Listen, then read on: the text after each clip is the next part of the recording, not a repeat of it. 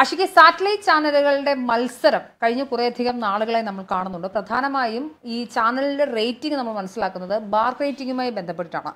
BARC റേറ്റിംഗിൽ എല്ലാ ആഴ്ചകളിലും വരുന്ന rating അനുസരിച്ച് മലയാളികളുടെ മനസ്സ് ആർക്കൊപ്പമാണ്, അല്ലെങ്കിൽ മലയാളികൾ ആ വാർത്ത വാരം ആരെയാണ് കേട്ടത് എന്ന് മനസ്സിലാക്കാൻ സാധിക്കും. അങ്ങനെ ഒരു രീതിയിൽ പോയപ്പോൾ കഴിഞ്ഞ ആഴ്ചയിൽ ബാർക്ക് റേറ്റിംഗിൽ നമുക്കറിയാം മലയാളികൾ എത്രയോ വർഷങ്ങളായി ചേർത്ത് പിടിക്കുന്ന ഏഷ്യാനെറ്റ് ന്യൂസ് ചരിത്രത്തിലാദ്യമായി ഏറ്റവും കുറഞ്ഞ പോയിന്റോടുകൂടി 3-ാം സ്ഥാനത്തേക്ക് പിന്തള്ളപ്പെടുന്ന ഒരു കാഴ്ച കാണുന്നു. ഞാനും ആഷിക്കും ഉൾപ്പെടുന്ന ഒരു ജനറേഷൻ്റെ ഒരുപക്ഷെ അതിനേക്കാൾ പ്രായമുള്ള ചാനൽ മുത്തശ്ശിയാണ് യഥാർത്ഥത്തിൽ ഏഷ്യാനെറ്റ്. അപ്പോൾ ഏഷ്യാനെറ്റ് കൊണ്ടുവരുന്ന ഒരു രീതിയുണ്ട്, അതിന് മിതമായ ഭാഷയിൽ. എന്നാൽ ഞാൻ ഏഷ്യാനെറ്റ് ന്യൂസ് അവരൊക്കെ പുറമായിരുന്ന് കാണുന്ന ഒരാളാണ്. അങ്ങനെയൊക്കെ ഇരുന്ന് കാണുന്ന വെച്ചാൽ അവർക്ക് കൃത്യമായ റിസർച്ച് വിങ് ഉണ്ട്, അവർക്ക് കൃത്യമായ കാര്യങ്ങൾ മനസ്സിലാക്കി ചെയ്യുന്ന ആങ്കേഴ്സ് ഉണ്ടാവും. ഒരു ക്ലാസിക്, ഒരു വൃത്തിയുള്ള, എന്നാൽ ബഹളം വയ്ക്കാത്ത, എന്നാൽ നമുക്ക് കാര്യങ്ങൾ മനസ്സിലാവുന്ന മിതമായ രീതിയിൽ പ്രവർത്തിക്കുന്ന ഒരു ചാനൽ. ആ ചാനലിനെ സംബന്ധിച്ചിടത്തോളം നമ്മൾ എല്ലാ കാലഘട്ടങ്ങളിലും ഏഷ്യാനെറ്റിനൊപ്പമായിരുന്നു. പക്ഷേ റിപ്പോർട്ടർ ചാനലിൻ്റെ 24 ന്യൂസുമൊക്കെ കൊണ്ടുവന്നിട്ടുണ്ടായിരുന്ന ഒരു ട്രെൻഡ് എന്ന് പറഞ്ഞു കഴിഞ്ഞാൽ ഈ ചന്തയിലൊക്കെ വില പേശുന്ന രീതിയിൽ സംസാരിക്കുക, കുറച്ചുകൂടി എന്താ പറയുക, നമ്മൾ കണ്ടിരുന്ന ഒരു ക്ലാസിക് ജേർണലിസത്തിൻ്റെ മാതൃകകളെയൊക്കെ മാറ്റി നിർത്തിക്കൊണ്ട് കുറച്ചുകൂടി എന്താ പറയുക ലേമാൻ ലാംഗ്വേജിൽ സംസാരിക്കുക, കുറച്ചുകൂടെ സാധാരണക്കാരുടെ ഭാഷയെന്നല്ല ഞാൻ പറയുന്നത്, കുറച്ചുകൂടി എന്താ പറയുക ഔദ്യോഗിക ഭാഷാപ്രയോഗങ്ങളൊക്കെ മാറ്റി കുറച്ചുകൂടി രീതിയിൽ സംസാരിക്കുക, ആളുകളെ കയ്യിലെടുക്കാൻ വേണ്ടി കുറേ AR VR വിഷ്വൽ അതിൻ്റെ ഗ്രാഫിക്സ് കാര്യങ്ങളെല്ലാം ഉപയോഗിക്കുക, കൂടുതൽ പണം ഇൻവെസ്റ്റ് ചെയ്യുക, കൂടുതൽ റിപ്പോർട്ടേഴ്സിനെ അസൈൻ ചെയ്തെടുക്കുക, അതിനൊരു റിസർച്ച് ടീം ഉണ്ടാക്കുക. ആ രീതിയിലൊരു മറ്റൊരു തലത്തിൽ അതൊരു ഏഷ്യാനെറ്റുമായി ബന്ധപ്പെട്ട് വെച്ച് നോക്കുമ്പോൾ അവർക്കൊരിക്കലും നമ്മൾ ഇത്രയും നാൾ ശീലിച്ചു വന്നൊരു വാർത്താ സംസ്കാരത്തിന് വിഭിന്നമായിട്ടാണ് വരുന്നത്. അത് അവർക്ക് ഇഷ്ടമുള്ള പൊളിറ്റിക്സ് പറയാം. നമ്മളൊക്കെ പഠിച്ച ഒരു പക്ഷേ നിഷ്പക്ഷരായിരിക്കണം ജേർണലിസ്റ്റുകൾ, സംസാരിക്കുന്ന വിഷയങ്ങൾ മെറിറ്റ് ഉണ്ടെങ്കിൽ സംസാരിക്കണം എന്നല്ല. പക്ഷേ എനിക്ക് രാഷ്ട്രീയമുണ്ട്, ആ രാഷ്ട്രീയം ഇങ്ങനെയാണെന്ന് തന്നെ പറയുന്ന ആളുകളെ നമ്മൾ ഈ പറഞ്ഞ റിപ്പോർട്ടർ ചാനലൊക്കെ കണ്ടു. അപ്പോൾ കഴിഞ്ഞ ആഴ്ച നമുക്കറിയാം ഉപതെരഞ്ഞെടുപ്പിൻ്റെ ഒരു സമയവും അതുമായി ബന്ധപ്പെട്ട ഒരു കാര്യങ്ങളുമായിരുന്നു. ഈ ഒരു ബഹളങ്ങൾ വരുന്ന എല്ലാ സമയത്തും, അതിപ്പം ശിരൂരിലെ മണ്ണിടിച്ചിലായിക്കൊള്ളട്ടെ, പ്രളയമായിക്കൊള്ളട്ടെ, തിരഞ്ഞെടുപ്പുകളായിക്കൊള്ളട്ടെ, എന്തെങ്കിലും ഒരു ആളുകൾ കുറച്ചുകൂടി എന്താ വിഷ്വലി കാണണമെന്ന് ആഗ്രഹിക്കുന്ന വിഷയങ്ങൾ വരുമ്പോൾ അവർ ഏഷ്യാനെറ്റ് ന്യൂസിനെ മടക്കി വീട്ടിൻ്റെ ഒരു സൈഡിലേക്ക് മാറ്റി വെച്ചിട്ട് റിപ്പോർട്ടറിലേക്ക് പോകുന്ന, അല്ലെങ്കിൽ 24 ന്യൂസിലേക്ക് പോകുന്ന ഒരു കാഴ്ചയാണ് കാണുന്നത്. പക്ഷേ ഈ ആഴ്ചയിൽ അങ്ങനെ വാർത്തകളൊന്നും വലിയ കാര്യമായി ഉണ്ടായിരുന്നില്ല. ആകെ ഒരു ഹർത്താലുമായി ബന്ധപ്പെട്ട വാർത്തകൾ മാത്രമേ ഉണ്ടായിരുന്നുള്ളൂ. ഈ ഘട്ടത്തിലാണ് ഏഷ്യാനെറ്റ് ന്യൂസ്, ഞാൻ പറഞ്ഞത്, രാജപ്രൗഢിയോടെ തിരിച്ചു വരുന്നൊരു കാഴ്ച നമുക്ക് ബാർക്ക് റേറ്റിംഗിൽ കാണാൻ സാധിക്കുന്നുണ്ട്. ഏഷ്യാനെറ്റ് ന്യൂസ് 95 പോയിന്റുമായി 1-ാം സ്ഥാനത്ത് എത്തുന്ന ഒരു ഘട്ടത്തിൽ 24 ന്യൂസിന് 85 പോയിന്റുമായി 2-ാം സ്ഥാനത്തും റിപ്പോർട്ടർ 80 പോയിന്റുമായി 3-ാം സ്ഥാനത്തുമാണ്. അതായത് 2-ാം സ്ഥാനത്ത് പോലും അല്ലാതെ 3-ാം സ്ഥാനത്തേക്ക് റിപ്പോർട്ടർ പിന്തള്ളപ്പെടുന്ന ഒരു കാഴ്ച. അതായത് ഇവർക്ക് ശക്തമായ ഭാഷയുണ്ട്, സംവിധാനങ്ങളുണ്ട്, ഇവർക്ക് അവരുടെ പൊളിറ്റിക്സ് പറയാം, അവർ കൊണ്ടുവന്ന മാധ്യമ സംസ്കാരം പുതിയതായിരിക്കാം. പക്ഷേ ആകത്തുകയിൽ ആ മാധ്യമ മുത്തശ്ശിയായ ഏഷ്യാനെറ്റ് ന്യൂസിനെ, ആ ക്ലാസിക് കൾട്ടിന്, അല്ലെങ്കിൽ ആ മാധ്യമ സംസ്കാരത്തെ തന്നെയാണ് എല്ലാ കാലത്തും മലയാളികൾക്ക് മതി എന്ന് തോന്നിപ്പിക്കുന്ന തരത്തിലാണ് പുതിയ ബാർക്ക് റേറ്റിംഗ് വന്നിരിക്കുന്നത്. ആഷിക്ക് തീർച്ചയായും ഇത് കണ്ടിരിക്കും, എന്താണ് തോന്നുന്നത്? മനുജ, വാർത്തകൾ സ്ഥിരമായി കാണുന്ന ഒരു സെറ്റ് ഓഫ് ആളുകളുണ്ട്. അവരൊരിക്കലും റിപ്പോർട്ടർ കാണാൻ ആഗ്രഹിക്കുന്നില്ല എന്ന് വേണം ഇപ്പോൾ മനുജ പറഞ്ഞ വാക്കുകൾ തന്നെ ഉദ്ധരിച്ച് എനിക്ക് പറയാൻ ഉള്ളത്. കാരണം കഴിഞ്ഞ ആഴ്ച അധികം വാർത്താ പ്രാധാന്യമുള്ള അല്ലെങ്കിൽ അത്രയും ഭയാനകമായ സംഭവങ്ങളൊന്നും നടക്കാത്തത് കൊണ്ട് തന്നെ സ്ഥിരമായി വാർത്ത കാണുന്നവർ മാത്രമാണ് ഈ ചാനലുകൾക്ക് മുന്നിൽ അല്ലെങ്കിൽ TV-ക്ക് മുന്നിൽ ഇരുന്നിട്ടുള്ളത്. അല്ലാത്തവർ എന്തെങ്കിലും പ്രത്യേക ഇൻസിഡൻറ്റ് ഉണ്ടാകുമ്പോൾ അല്ലെങ്കിൽ ഇലക്ഷൻ പോലെയുള്ള പ്രത്യേക പരിപാടികൾ വരുമ്പോൾ മാത്രമാണ് കുറേ ഒരു സെറ്റ് ഓഫ് ആളുകൾ, പ്രത്യേകിച്ച് യൂത്ത് എന്ന് വേണേൽ പറയാം, ഈ യൂത്തൊക്കെ ഈ വാർത്ത വീക്ഷിക്കുന്നതും വാർത്ത കാണുന്നതും. ഈ ഇലക്ഷൻ്റെ ഇടന്ന് ഒരുവിധം എല്ലാവരും, ഇലക്ഷൻ റിസൾട്ടിൻ്റെയൊക്കെ ദിവസം ഒരുവിധം എല്ലാവരും TV-ക്ക് മുന്നിലിരുന്ന് രാവിലെ തൊട്ട് വൈകുന്നേരം വരെ TV-ക്ക് മുന്നിലിരുന്ന് കാണുന്ന ഒരു അവസ്ഥയുണ്ട്. ബാക്കി സമയങ്ങളെല്ലാം യൂത്ത് എല്ലാം കാണുന്നത് മൊബൈലുകളിലും യൂട്യൂബുകളിലുമാണ്. ഈ സ്ഥിരമായി വാർത്ത കാണുന്ന ഒരു സെറ്റ് ഓഫ് പീപ്പിൾസ് ഉണ്ട്, ഒരു സെറ്റ് ഓഫ് ആളുകളുണ്ട്. അവർ സ്ഥിരം കാണാൻ ആഗ്രഹിക്കുന്നത് ഏഷ്യനെറ്റ് പോലെയുള്ള, ഏഷ്യനെറ്റ് അതുപോലെ തന്നെ മാതൃഭൂമിയൊക്കെ പോലെയുള്ള ചാനലുകളാണ്. ഈ റിപ്പോർട്ടർ 24 ഒക്കെ പുതുതായി വന്ന ചാനലുകൾ, AR VR XR ഒന്നും അവർക്ക് വേണ്ട. അവർക്ക് വേണ്ടത് ആ പഴമയുടെ ശൈലിയിൽ ആ എന്താണോ വാർത്ത അത് വാർത്തയായി തന്നെ അവതരിപ്പിക്കുന്നത് കാണാൻ ആഗ്രഹിക്കുന്നവരാണ് കൂടുതൽ പേരും. ഈ പറഞ്ഞ ലിസ്റ്റിലുള്ള ആളുകൾ. കഴിഞ്ഞ ആഴ്ച എന്താ സംഭവിച്ചതെന്ന് പറഞ്ഞു കഴിഞ്ഞാൽ, ഈ ഇത്രയും ഗിമിക്സുകളൊന്നും ആവശ്യമില്ലാത്തത് കൊണ്ട് തന്നെ പ്ലെയിൻ വാർത്തകളായിരുന്നു കഴിഞ്ഞ ആഴ്ച മുഴുവൻ. അതുകൊണ്ട് തന്നെ ഈ സെറ്റ് ഓഫ് പീപ്പിൾസ് കാണാൻ ആഗ്രഹിച്ചത് ഈ ചാനലുകളാണ്. ഈ സ്ഥിരമായി കണ്ടുവരുന്ന അവർ കാണുന്ന ചാനലുകൾ തന്നെ കണ്ടു. അതുകൊണ്ട് തന്നെ ഈ പുതുതായി വരുന്ന ആളുകളെ കിട്ടാത്തത് കൊണ്ട് തന്നെ റിപ്പോർട്ടർ താഴെ പോവുകയുണ്ടായി. അത് ആദ്യത്തെ പോയിന്റ്. ഇനി അടുത്ത പോയിന്റ് പറയുകയാണെങ്കിൽ റിപ്പോർട്ടറിലെ അവസ്ഥ. ഇപ്പോൾ ജനങ്ങൾക്ക് മുന്നിൽ ഓരോ കേസുകൾ ഇങ്ങനെ തുറന്നു വന്നുകൊണ്ടിരിക്കുകയാണ്. റിപ്പോർട്ടറിൽ തന്നെ വർക്ക് ചെയ്യുന്ന ഓരോ സ്റ്റാഫുകളുടെ പ്രതികരണം ഇപ്പോൾ കഴിഞ്ഞ മാസമാണെന്ന് തോന്നുന്നു ഒരുപാട് കാര്യങ്ങൾ പുറത്തു വന്നു. അതിലാദ്യം എടുത്തു പറയേണ്ടത് കോട്ടയം ബ്യൂറോയിൽ സംഭവിച്ച ഒരു കാര്യം. ആ കോട്ടയം ബ്യൂറോയിൽ അവരുടെ ഒരു റിപ്പോർട്ടർ മഴയിലോ മറ്റോ തെന്നി വീഴുന്നു, കൈ ഒടിയുന്നു. അതിനുശേഷം ഈ റിപ്പോർട്ടറിലെ ഈ സ്റ്റാഫ് അവിടുന്ന് ഇറങ്ങി ഫേസ്ബുക്കിൽ ഈ പോസ്റ്റ് ഇടുമ്പോഴാണ് മാധ്യമങ്ങളടക്കം ഈ വിഷയം അറിയുന്നത്. അത് മുൻനിര മാധ്യമങ്ങളൊന്നും വാർത്തയാക്കിയില്ല. കാരണം വാർത്തയാക്കാൻ പരിമിതിയുണ്ട്. കാരണം കൂടെ വർക്ക് ചെയ്യുന്ന ആളുകളാണ്, അതുപോലെ തന്നെ സഹപ്രവർത്തകരാണ്. അതുകൊണ്ട് തന്നെ ദൃശ്യമാധ്യമങ്ങൾ അല്ലെങ്കിൽ സാറ്റലൈറ്റ് ചാനലുകളൊന്നും വലിയൊരു പ്രാധാന്യത്തോടു കൂടി ആ വാർത്ത കൊടുത്തില്ല. അത് വളരെ പ്രാധാന്യം അർഹിക്കുന്ന ഒരു വാർത്തയായിരുന്നു. നമ്മളെല്ലാം കൊടുത്തു. ആ പ്രാധാന്യത്തിൽ തന്നെ നമ്മളെല്ലാം ഒരുപാട് യൂട്യൂബേഴ്സ് ഇതിനെപ്പറ്റി ചർച്ച ചെയ്തു. പക്ഷെ യൂട്യൂബേഴ്സ് ചർച്ച ചെയ്ത് പോകേണ്ട കാര്യമല്ല അവിടെ നടന്നത്. കാരണം അത്രയും ഭയാനകമായി ഒരു കമ്പനിയിലെ ഒരു സ്റ്റാഫ് ആ ബ്യൂറോയിൽ അല്ലെങ്കിൽ അവിടെ വഴിക്ക് വീഴുന്നു, കൈ ഒടിയുന്നു, സർജറിയിലേക്ക് എത്തിക്കേണ്ട അവസ്ഥ വരുന്നു. ആദ്യം കൈ ഒടിഞ്ഞ് ഡോക്ടറെ കാണുമ്പോൾ ഡോക്ടർ റെസ്റ്റ് മതി എന്ന് പറഞ്ഞ ഒരു കണ്ടീഷനിൽ നിന്ന് റെസ്റ്റിന് വേണ്ടി ലീവ് ചോദിക്കുമ്പോൾ ഇലക്ഷൻ റിസൾട്ട് കഴിഞ്ഞ് ലീവ് തരാം എന്ന് ആദ്യം പറയുന്നു. ഓക്കെ, ഇലക്ഷൻ നമ്മൾ മാധ്യമങ്ങളെല്ലാം വളരെ സൂക്ഷ്മമായി കൈകാര്യം ചെയ്യേണ്ട ഒരു കാര്യമാണ്. എന്നാൽ ഇലക്ഷൻ റിസൾട്ട് വന്ന് അത് കഴിഞ്ഞ് ലീവ് ചോദിക്കുമ്പോൾ പറയുന്നത് കൈ മുറിഞ്ഞു പോയിട്ടൊന്നുമില്ലല്ലോ, കൈ ഒടിഞ്ഞിട്ടല്ലേ ഉള്ളൂ, പ്ലാസ്റ്റർ ഇട്ടാൽ വരാമല്ലോ എന്ന രീതിയിൽ റിപ്ലൈ കൊടുക്കുന്നത് ഒരിക്കലും. ഇപ്പോൾ നമ്മളൊക്കെ നോക്കൂ, ഒരു സ്ഥാപനത്തിൽ വെച്ച് നമുക്കൊരു എന്തെങ്കിലും ഒരു അപകടം സംഭവിച്ചു കഴിഞ്ഞാൽ അതിൻ്റെ ഉത്തരവാദിത്തം മൊത്തം ആ സ്ഥാപനം നോക്കുക എന്നതാണ് ചെയ്യേണ്ടത്. അതാണ് അതിൻ്റെ ഒരു മാന്യത. ഇപ്പം നമ്മുടെ സ്ഥാപനത്തിലടക്കം എന്തെങ്കിലും ഒരു പിഴവ് സംഭവിച്ചാൽ അല്ലെങ്കിൽ നമ്മൾ ഡ്യൂട്ടിയിലിരിക്കുന്ന ഡ്യൂട്ടി സമയത്ത് നമുക്ക് എന്തെങ്കിലും അപകടം സംഭവിച്ചാൽ പൂർണ്ണ ഉത്തരവാദിത്വം നമ്മുടെ സ്ഥാപനമൊക്കെ എടുക്കാറുണ്ട്. അതിനൊക്കെ നമ്മൾ ഈ സ്ഥാപനങ്ങളെ നോക്കി പഠിക്കാൻ തീർച്ചയായിട്ടും അനുഭവം കൂടി ഉള്ള ഒരാളാണ്.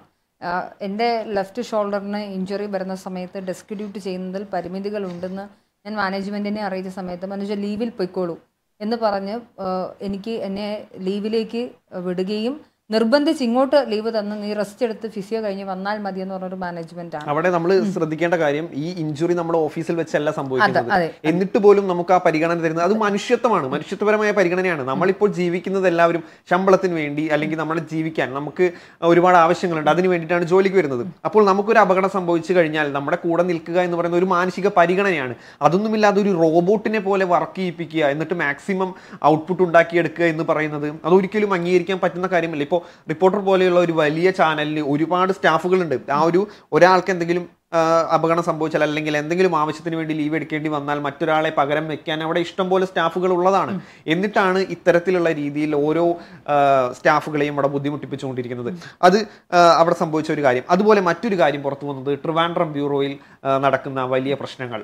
അത് ഈ ട്രിവാൻഡ്രം ബ്യൂറോയിൽ നിന്ന് ജോലി റിസൈൻ ചെയ്ത് പുറത്തിറങ്ങിയവർ പോസ്റ്റ് ഇടുമ്പോഴാണ് അതും എല്ലാവരും അറിയുന്നത്. അവിടുത്തെ ബ്യൂറോ ചീഫ് അവരോട് ചെയ്യുന്ന ക്രൂരതകളും അതുപോലെ തന്നെ പട്ടിയെ പോലെ പണിയെടുപ്പിക്കേണ്ട കാര്യങ്ങളും. രാവിലെ ഉച്ചയ്ക്ക് 2 മണി ഷിഫ്റ്റിൻ്റെ ആൾ രാവിലെ 10 മണിക്ക് തന്നെ ഹാജരാവണം എന്ന് പറയുന്നത് എന്തൊരു 12 മണിക്കൂറൊക്കെ ഒരു മനുഷ്യൻ ഷിഫ്റ്റിൽ വർക്ക് ചെയ്യുക എന്ന് പറഞ്ഞു കഴിഞ്ഞാൽ നമുക്കൊന്നും ചിന്തിക്കാൻ പോലും കഴിയില്ല. കാരണം 8 മണിക്കൂർ ഷിഫ്റ്റ് കഴിയുമ്പോൾ തന്നെ നമ്മളാകെ ടയേർഡ് ആവുന്നു. പിന്നെ നമുക്ക് പേഴ്സണൽ സ്പേസ് വേണം. നമ്മൾ ജീവിക്കുന്നത് ഒരിക്കലും പണിയെടുക്കാൻ വേണ്ടി മാത്രമല്ല, നമുക്ക് നമ്മുടേതായ കാര്യങ്ങളുണ്ട്, നമ്മുടെ കുടുംബമുണ്ട്, അവരോടൊപ്പം ടൈം സ്പെൻഡ് ചെയ്യണം. വളരെ നമ്മുടെ ആവശ്യത്തിന് വേണ്ടിയിട്ടാണ് നമ്മൾ പണിയെടുക്കുന്നത്. ബാക്കി നമ്മുടെ പ്ലഷറും സന്തോഷവും ഒക്കെ നമ്മുടെ പേഴ്സണൽ ടൈമിലാണ് ഇരിക്കുന്നത്. ഉറങ്ങാനെങ്കിലും പറ്റണ്ടേ? വേണ്ടേ? അപ്പോ അതുപോലും ഇല്ലാതെ ഇത്രയും കഷ്ടപ്പെടുത്തിക്കൊണ്ട് ഇങ്ങനെ ഒരു മാധ്യമ പ്രവർത്തകനെ സംബന്ധിച്ചിടത്തോളം പൂർണ്ണമായും അവന്റെ ജോലി സമയത്ത് ആത്മാർത്ഥതയോടുകൂടി പണിയെടുക്കുക എന്നുള്ളതിനകത്ത് യാതൊരു വിട്ടുവീഴ്ചയുടെ ആവശ്യമില്ല. ഇപ്പോൾ എപ്പോഴും പറയാറുണ്ട്, ഓൺ ദ സ്പോട്ടിൽ പറഞ്ഞാൽ ചെയ്യാൻ പറ്റുന്ന ഒരു കെപ്പബിലിറ്റി കാര്യങ്ങളും നമ്മൾ സ്പോണ്ടേനിയസ് ആയിട്ട് നിൽക്കണം എന്നൊക്കെ പറയും. അതൊക്കെ ഓക്കെ, അതൊക്കെ എന്തെങ്കിലും പ്രത്യേക സാഹചര്യങ്ങൾ വരുമ്പോൾ, അല്ലെങ്കിൽ ഇപ്പോൾ ഇന്ന് പെട്ടെന്നൊരു എന്തെങ്കിലും ഒരു വാർത്ത വന്നു, നമ്മൾ ഇന്ന് ചിലപ്പോൾ ഷിഫ്റ്റ് കഴിഞ്ഞിറങ്ങാൻ പറ്റിയെന്ന് വരില്ല, നമ്മൾ ഒരു കുറച്ച് എക്സ്ട്രാ ടൈം അതിൽ വർക്ക് ചെയ്യും. പക്ഷേ നമ്മൾ ഡെയിലി, അതെ തീർച്ചയായും നമ്മൾ ഡെയിലി നമ്മുടെ പാറ്റേൺ ഇങ്ങനെയാണെങ്കിലോ ഷിഫ്റ്റ് വെറുതെ പേരിനൊരു ഷിഫ്റ്റും എല്ലാ ദിവസവും ഇതുപോലെയാണ് വർക്ക് ചെയ്യുന്നത് എങ്കിൽ നമുക്ക് മാനസികമായിട്ട് നമുക്ക് വലിയ ബുദ്ധിമുട്ടുകൾ ഉണ്ടാക്കും. ഇപ്പോൾ കഴിഞ്ഞ ദിവസമൊക്കെ പത്രങ്ങളിൽ വന്ന ഒരു വാർത്തകളുണ്ട്, നമ്മുടെ ഡെയിലി റുട്ടീൻ, അതുപോലെ തന്നെ നമ്മൾ എത്ര മണിക്കൂർ ഉറങ്ങണം, എത്ര മണിക്കൂർ വർക്ക് ചെയ്യണം, എത്ര മണിക്കൂർ നമ്മൾ വെറുതെ ഇരിക്കണം എന്നൊക്കെ. ഇപ്പോൾ ഒരുപാട് സമയം നമ്മൾ ദൃശ്യമാധ്യമങ്ങൾക്ക് മുന്നിൽ അല്ലെങ്കിൽ യൂട്യൂബിൽ ഫോണിന് മുന്നിലൊക്കെ ഇരിക്കുമ്പോൾ നമുക്കിതിനൊക്കെ ഒരു റെസ്റ്റ് വേണം. അതുകൊണ്ടാണ് അസുഖങ്ങൾ കൂടുന്നതും മറ്റു കാര്യങ്ങളൊക്കെ ഉണ്ടാകുന്നതും. അപ്പോൾ അതൊന്നുമില്ലാത്ത രീതിയിൽ ഇങ്ങനെ പണിയെടുപ്പിക്കുന്ന കാര്യങ്ങളായാലും അതുപോലെ റിപ്പോർട്ടറിൻ്റെ ഉള്ളിൽ തന്നെയുള്ള പല പ്രശ്നങ്ങളും ജനങ്ങളിലേക്ക് സോഷ്യൽ മീഡിയ വഴിയൊക്കെ എത്തുമ്പോൾ ആളുകൾ ഇത് കാണുന്നുണ്ട്. അതുകൊണ്ട് തന്നെ ഈ ചാനൽ എന്തുകൊണ്ടാണ് ഇത് ഇങ്ങനെ ഇത്രയും സ്റ്റാഫ് ഉണ്ടായിട്ട് പിന്നെ എന്താ ഇവർ പരസ്പരം അങ്ങോട്ടും ഇങ്ങോട്ടും തമ്മിൽ തല്ലി? ഇപ്പോൾ അതിന് വേറൊരു കാര്യം പറയുകയാണെങ്കിൽ, ഈ മാധ്യമ പ്രവർത്തകർ രാഷ്ട്രീയക്കാരായാൽ എങ്ങനെ ഇരിക്കും? അതല്ലേ അവരുടെ ചർച്ചകളിൽ സംഭവിക്കുന്നത്. മാധ്യമ പ്രവർത്തകർ ഒരിക്കലും ഒരു പക്ഷം പിടിച്ച് സംസാരിക്കരുത്, അല്ലെങ്കിൽ ഒരു പാർട്ടിയെ സംരക്ഷിക്കുന്ന രീതിയിൽ പൊസിഷൻ എങ്കിലും എടുക്കാൻ സാധിക്കണം. അതായത് ഞാൻ പറയുന്ന മുയലിന് 3 കൊമ്പ് എന്ന് പറഞ്ഞാൽ അത് അവിടെ ഒരു പൊസിഷൻ ടേക്കിംഗ് ഇല്ല. മാധ്യമ പ്രവർത്തകൻ നമ്മളെപ്പോഴും പറഞ്ഞ പോലെ ജനാധിപത്യത്തിന്റെ 4ാം തൂണാണ്. അതായത് ജനാധിപത്യത്തിന്റെ മറ്റ് 3 പ്രധാനപ്പെട്ട തൂണുകളും തെറ്റ് ചെയ്യുമ്പോൾ അതിനെ ചോദ്യം ചെയ്യണമെങ്കിൽ നമ്മളുടെ കയ്യിൽ രക്തക്കറ ഉണ്ടാവാൻ പാടില്ല. അപ്പോൾ എനിക്കൊരു വിഷയത്തിൽ അഭിപ്രായം പറയണമെങ്കിൽ, ഞാൻ ഇപ്പോൾ CPM അനുഭാവിയായിട്ടാണ് സംസാരിക്കുന്നതെങ്കിൽ എനിക്ക് ഇന്നലെ CPM നടത്തിയ ഗുണ്ടാ വിളയാട്ടത്തെ എതിർക്കാൻ സാധിക്കില്ല. ഞാൻ ന്യായീകരിച്ച് നടന്ന് മെഴുകും, അല്ലേ? ഇപ്പം കേന്ദ്രത്തിൽ നടത്തുന്ന നരേന്ദ്രമോദി സർക്കാർ ചെയ്യുന്നുണ്ട് ഒരു എന്താ പറയുക മനുഷ്യത്വ വിരുദ്ധമായ ഒരു കാര്യം ചെയ്യുന്നുണ്ടെങ്കിൽ ഞാനതിന് എനിക്കെങ്ങനെ ഞാനൊരു സംഖ്യയാണ്, അല്ലെങ്കിൽ RSS ചായ്വുള്ള, അല്ലെങ്കിൽ ഹിന്ദുത്വ അജണ്ടയുള്ള, അല്ലെങ്കിൽ ഈ പറഞ്ഞ BJP അനുഭാവിയാണെങ്കിൽ എനിക്കത് ചെയ്യാൻ സാധിക്കില്ല. അതുപോലെ തന്നെയാണ് കോൺഗ്രസ്സുകാരുടെ കാര്യം. ഇപ്പോൾ രാഹുൽ ഗാന്ധിയെ നമ്മൾ വിമർശിക്കുന്നു, നമ്മൾ നരേന്ദ്രമോദിയെ വിമർശിക്കുന്നു, നമ്മൾ പിണറായി വിജയനെ വിമർശിക്കുന്നുണ്ട്. എന്നാൽ ഇവരൊക്കെ നല്ല ചെയ്താൽ നമ്മൾ അനുകൂലിക്കുകയും ചെയ്യുന്നുണ്ട്. അങ്ങനെ ഒരു മാധ്യമ സ്റ്റാൻഡിലേക്ക് നമുക്ക് വരാനായിട്ട് സാധിക്കണം. ഏഷ്യാനെറ്റ് ന്യൂസിൽ നമുക്കറിയാം അതിൻ്റെ ഓണറായിട്ടുള്ള രാജീവ് ചന്ദ്രശേഖർ കേരളത്തിലെ BJPയുടെ അധ്യക്ഷനാണ്. പക്ഷെ അദ്ദേഹത്തിൻ്റെ ഒരു ചാനൽ അദ്ദേഹത്തിൻ്റെ കയ്യിലുണ്ടായിട്ടും അതിനെ BJP വൽക്കരിക്കാനോ അദ്ദേഹം ശ്രമിച്ചിട്ടേ ഇല്ല എന്ന് മാത്രമല്ല, ഏറ്റവും കൂടുതൽ BJPയെ വിമർശിക്കുന്ന ഒരു ചാനലായി അവർ മാറുകയും ചെയ്യുന്നുണ്ട്. ഇപ്പോൾ ഗം പോലെയുള്ള ഒരു പരിപാടിയൊക്കെ എത്ര മനോഹരമായാണ് അത് ചെയ്തു പോകുന്നത് എന്ന് നമുക്ക് ആലോചിക്കണം. അല്ല, കമന്റ് ബോക്സിൽ തന്നെ കണ്ടാൽ മനസ്സിലാവും. പക്ഷേ പൈസ അങ്ങേരെ അടുത്തുനിന്ന് തന്നെ മേടിച്ചിട്ട് അങ്ങേരെ തന്നെ ട്രോള് ആണല്ലോ. ഈ ഒരു മാധ്യമ സ്വാതന്ത്ര്യം അത് പ്രൊവൈഡ് ചെയ്ത് കഴിയുമ്പോൾ ജേർണലിസ്റ്റുകൾക്ക് സ്വാഭാവികമായി വർക്ക് ചെയ്യാനായിട്ട് തുടങ്ങും. മാത്രമല്ല, എനിക്കറിയില്ല ഈ റിപ്പോർട്ടറിലെ ഷിഫ്റ്റ് പരിപാടി അഷീക്ക് പറയുമ്പോഴാണ് ഞാൻ മനസ്സിലാക്കുന്നത്. പക്ഷേ ഞാൻ ഒബ്സർവ് ചെയ്യുന്നൊരു കാര്യമുണ്ട്. രാവിലെ റിപ്പോർട്ടർ TV ഇപ്പോൾ 7 മണിക്ക് അല്ലെങ്കിൽ അരുൺകുമാറിൻ്റെയോ സുജയ പാർവതിയുടെ ഒരു പരിപാടി സ്റ്റാർട്ട് ചെയ്താൽ രാത്രി 10 മണിക്കും 10:30 മണിക്കൊക്കെ ടെലികാസ്റ്റ് ചെയ്യുന്ന പരിപാടിയിലും അവർ ഫ്ലോറിൽ തന്നെയുണ്ട്. ഇതൊരു കോമൺ ലോജിക്ക് വെച്ചാൽ തന്നെയും അവർ രാവിലെ 7 മണി മുതൽ വൈകിട്ട് 10 മണി 10:30 വരെ ആ ചാനൽ വർക്ക് ചെയ്യുന്നുണ്ട്. അവരുടെ സ്വമേധയെ അവർ പ്രധാനപ്പെട്ട അതിലെ എന്താ പറയുക എഡിറ്റേഴ്സാണ്, മുഖങ്ങളാണ്, അവരാണ് അതിൻ്റെ ബിസിനസ്സും അതിനകത്തുണ്ട്. അതുകൊണ്ട് അവർ അതിൽ വർക്ക് ചെയ്യാൻ അതിനുള്ളൊരു പാക്കേജും ഡെഫിനറ്റ്ലി അവർക്ക് ഉണ്ടാകുമായിരിക്കും. എനിക്കറിയില്ല അതിനെക്കുറിച്ച്. പക്ഷെ ഞാൻ മനസ്സിലാക്കുന്ന അതിനെ ബാക്കപ്പ് ചെയ്യുന്ന മറ്റൊരു വിങ് അവിടെ ഉണ്ടല്ലോ. ഒരാൾ ഫ്രണ്ടിൽ നിന്ന് സംസാരിക്കുമ്പോൾ അയാൾക്ക് ചുറ്റോട് ചുറ്റും അതുപോലെ തന്നെ പ്രവർത്തിക്കുന്ന മറ്റൊരു യൂണിറ്റ് അവിടെയുണ്ട്. ഇവർക്കുള്ള അതേ രീതി ഇങ്ങനെയാണെങ്കിൽ മറ്റുള്ളവർക്കും അങ്ങനെ ആവാനുള്ള സാധ്യതകൾ ഉണ്ടാകാം. എന്തായാലും ഒരുപാട് ആളുകൾ റിപ്പോർട്ടറിനെ കൈയൊഴിഞ്ഞു പോകുന്നൊരു സാഹചര്യത്തിൽ മലയാളികളുടെ മുന്നിൽ കൊണ്ടുവന്നൊരു പുതിയ മാധ്യമ സംസ്കാരം അതിന് മലയാളികൾ മാർക്കിട്ട് കഴിഞ്ഞിരിക്കുന്നതാണ് ഞാൻ മനസ്സിലാക്കുന്നത്. ഇവിടെ ചർച്ചയിൽ 2 പേർ 2 പക്ഷം പറഞ്ഞിരുന്ന് പരസ്പരം പോരടിക്കുന്നു. MD വന്ന് ജനങ്ങളോട് സോറി പറയുന്നു. ഇതൊക്കെയാണ് ഇവിടെ നടക്കുന്നത്. ഇത് ജനങ്ങൾ കാണുന്നുണ്ടല്ലോ. എന്നിട്ട് യൂട്യൂബിൽ അത് ടെലികാസ്റ്റ് ചെയ്യുമ്പോൾ ആ ഭാഗം കട്ട് ചെയ്ത് മാറ്റി കഴിഞ്ഞാലൊന്നും ഇത് ജനം കാണാതിരിക്കില്ല. കാരണം അത് ആ സ്പോട്ടിൽ തന്നെ ലൈവിൽ നിന്ന് തന്നെ കട്ട് ചെയ്തെടുത്ത് അത് ട്രോളുകളുടെ രൂപത്തിൽ യൂട്യൂബിൽ അതിനു മുന്നേ എത്തി വളരെ റീച്ച് ആവുന്നുണ്ട്. അതെ, സ്റ്റോപ്പ്. അത്തരത്തിലുള്ള പ്രയോഗങ്ങളാണ് 2 മാധ്യമ പ്രവർത്തകർ 2 പക്ഷം പിടിച്ചുകൊണ്ടിരുന്ന് അങ്ങോട്ടും ഇങ്ങോട്ടും തല്ലുകൂടുമ്പോൾ നമ്മൾ എന്താണ് ഇപ്പോൾ കേരളത്തിൽ എന്തുകൊണ്ടാണ് ഈ മീഡിയ വൺ, അതുപോലെ തന്നെ കൈരളി, അതുപോലെ ജനം എന്ന് പറയുന്ന ഈ പക്ഷം പിടിക്കുന്ന ചാനലുകൾ എന്തുകൊണ്ടാണ് വളരാത്തത്? അതിന് വ്യക്തമായ കാരണമുണ്ട്. കാരണം ഒരാളുടെ ഭാഗം മാത്രം കേൾക്കാൻ കേരളത്തിലെ ജനങ്ങൾ ആഗ്രഹിക്കുന്നില്ല. ഇപ്പോൾ CPMന്റെ ഭാഗം മാത്രം കേൾക്കാൻ കൈരളി ചാനൽ വെക്കുന്ന ആൾക്കാർ വളരെ ചുരുക്കം പേര് മാത്രമേ ഉള്ളൂ. അതുപോലെ തന്നെ ഈ BJPയുടെ ഭാഗം കേൾക്കാൻ ജനം TV കാണുന്ന ആളുകൾ വളരെ കുറച്ച് പേർ മാത്രമേ ഉള്ളൂ. എന്തുകൊണ്ടാണ് ഈ ഏഷ്യനെറ്റ്, 24, മാതൃഭൂമി പോലെയുള്ള ചാനലുകൾ മുന്നോട്ട് വരുന്നത്? അവർ നിഷ്പക്ഷമായി, ഇപ്പോൾ അതിലുള്ള ഓരോ വ്യക്തികൾക്കും അല്ലെങ്കിൽ ഓരോ ആങ്കർക്കും അവരുടേതായ രാഷ്ട്രീയം ഉണ്ടാവും. പക്ഷേ വാർത്തകളിൽ രാഷ്ട്രീയം കലർത്താതെ അത് ജനങ്ങളിലേക്ക് എത്തിക്കുമ്പോഴാണ് ജനങ്ങൾ അത് കാണാൻ ആഗ്രഹിക്കുന്നത്. അതുകൊണ്ട് തന്നെയാണ് ഈ ഏഷ്യനെറ്റ് പോലെയുള്ള ചാനലുകൾ 1ാം സ്ഥാനത്തെത്തുന്നത്. ഒരുപക്ഷെ രാജീവ് ചന്ദ്രശേഖർ മനുജ സൂചിപ്പിച്ചതുപോലെ തന്നെ ഇതിൽ BJP കലർത്താൻ നിന്ന് കഴിഞ്ഞാൽ ഈ ഏഷ്യനെറ്റ് 1ാം സ്ഥാനത്ത് നിലനിൽക്കില്ല, ഒരിക്കലും നിലനിൽക്കില്ല. മലയാളികൾക്ക് മനസ്സിലാവുകയും ചെയ്യും ആഷിഖ്. അത് ഏതെങ്കിലും ഒരു ചർച്ചയിൽ പോലും ലൈവായി ടെലികാസ്റ്റ് ചെയ്യുന്നതാണ്.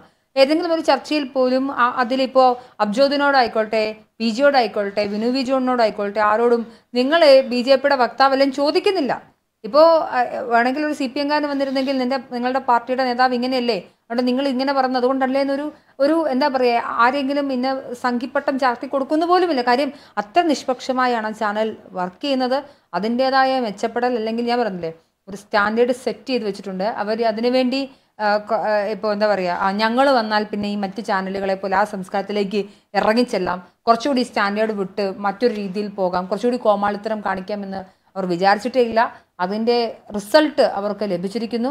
അവരവരുടെ എന്താ പറയുക എഡിറ്റോറിയൽ ബോർഡിൻ്റെ കൃത്യമായ പോളിസികളിൽ എന്താണോ മലയാളികൾക്ക് പറഞ്ഞു കൊടുത്തിട്ടുള്ള മാധ്യമ സംസ്കാരം, അതിനൊപ്പം ഏഷ്യാനെറ്റ് നിന്നു, അതിനൊപ്പം കേരള ജനതയും നിന്നു എന്നാണ് മനസ്സിലാക്കേണ്ടത്.